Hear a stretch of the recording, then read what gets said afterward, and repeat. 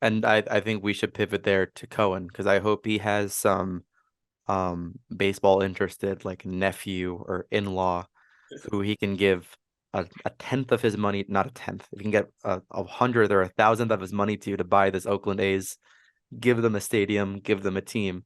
Um, because I think Steve Cohen right now is paying the A's payroll 6 times over. Kodai Senga from Japan, David Robertson at a 1 year $10 million deal, Brandon Nimmo for a long time, um, Jose Quintana and Justin Verlander. We didn't speak about. I know what happened before the Judge Yeah, signing. They're sure. going big. It seems like with Senga, they made him kind of the pivotal long term, if you want to call 5 years a long term contract for pitching. And it was very cost effective. It was what 15 million a year for 75 million total. That's a great deal for a dude who has tons of upside. And if you look at him, he's topped out at 102. This is a guy who is very versatile. He'll probably be a number 3, 4 realistically for them, which puts like little pressure on him whatsoever. Like this is the best case scenario for him because he doesn't have to come in and be the ace. On the flip side, they really went out and they got Verlander for 3 years, and then they got Quintana for was it 2 or 3 years as well for a very cost effective deal. So they built pretty much a very reliable core of like older, more seasoned veterans that actually know what they're doing. They know how to eat innings really well while still being very effective on the mound. It's the ultimate recipe for success, in my opinion. And I think they're still waiting for that final domino to drop with the positional players because they still, I think, want one more left fielder, and then they want maybe a third baseman to look at as well. But I mean, Cohen, if you have him as your owner, like, what more can you ask for at this point? And I want to give some credit to Billy Eppler here Yeah, because I think Billy Eppler really gets overshadowed. Billy Eppler, the general manager for the Mets. Um, he's in a GM's dream situation right now to get as much money as he is able to get from Steve Cohen. But if you look at some of these deals, Kodai Senga, we look at the variation of these Japanese pitching talents. You have obviously there's Shohei. Shohei is almost out of the equation. But the high end you have like Masahiro Tanaka. And on the low end you have like Yusei Kikuchi. And even Kikuchi has shown that he can be, a five. He's had some bad years of a 4 or 5 level. Kodai Senga at $15 million a year for the next 3 years, and then are there player opt-outs for 4 and 5 or I team don't, opt? I don't.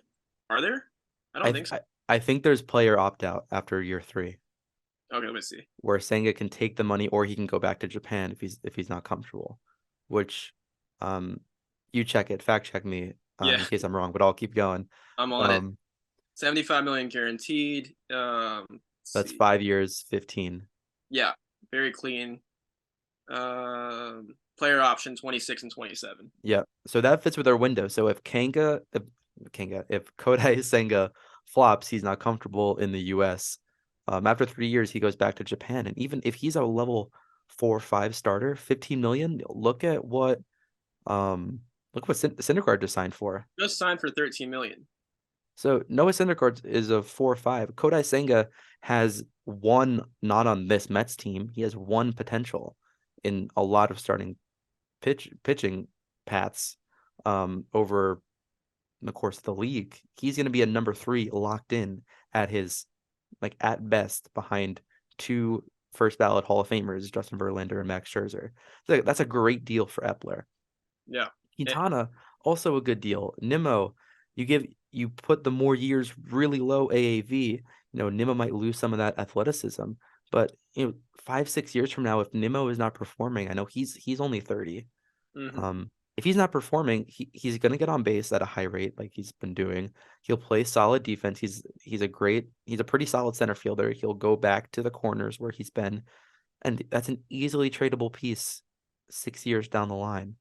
Like this is great for the Mets. Like Absolutely. Epler is doing well with some of these deals, and they have a lot of money, so that's how they can afford to go after so many different guys and negotiate with so many different agents at once and find deals that work for them because there is that blank check more or less.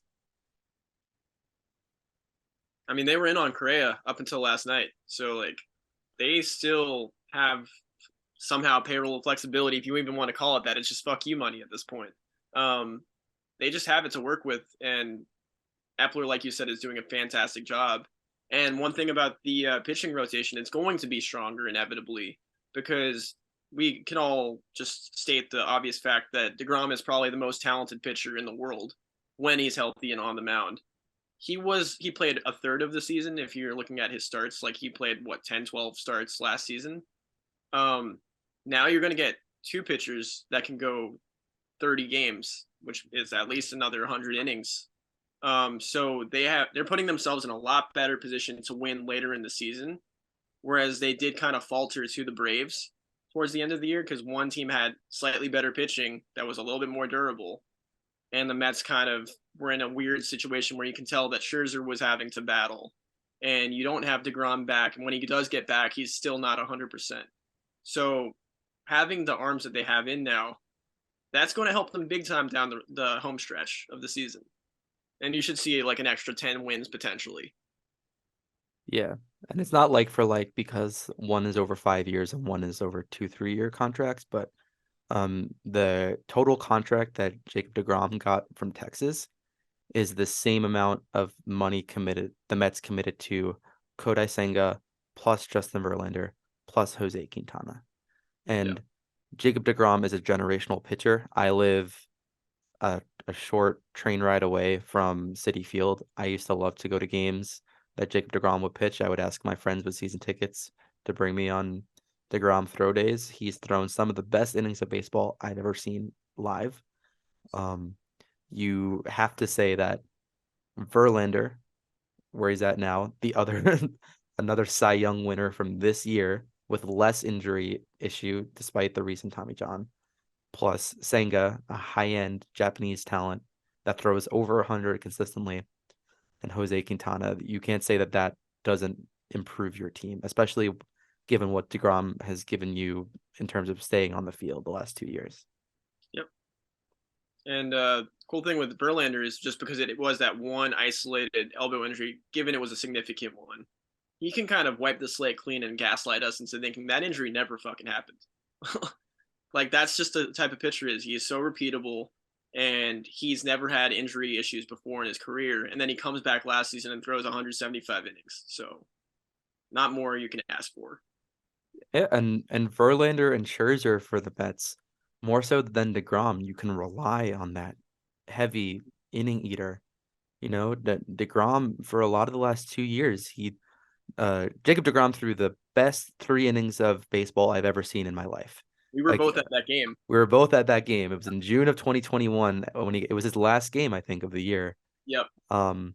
Right. And I remember it because they had just that day started enforcing the sticky stuff rule where they were Yeah. going to throw people out of the game. DeGrom went 3 innings, 8 strikeouts, perfect. And he came out in the third inning and he went straight down the tunnel. We saw from our seats, straight down the tunnel into the locker room.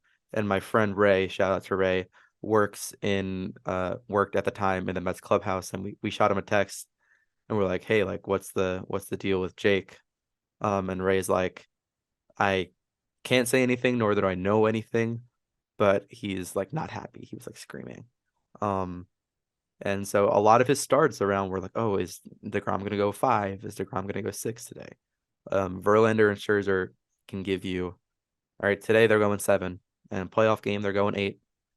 They can go 9. You know, that's what they can provide you. That DeGrom, despite all of his talent and how great he is, has not been able to give you since 2019. You're going from Kerry Wood to Nolan Ryan. Exactly.